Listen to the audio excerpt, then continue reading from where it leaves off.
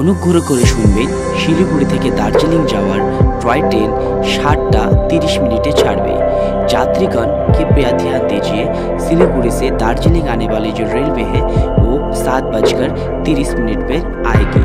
এই গরমের মৌসুমে আপনারা গরম থেকে বাঁচতে দার্জিলিংয়ে আসতে চাচ্ছেন, তাদের জন্য সুখবর রয়েছে।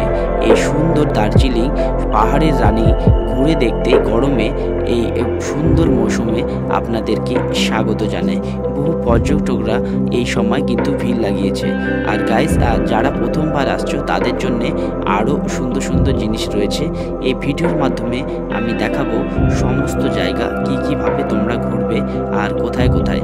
আর দার্জিলিংয়ে আমার প্রথম অভিজ্ঞতা কী রয়েছিল সমস্তটা শেয়ার করব।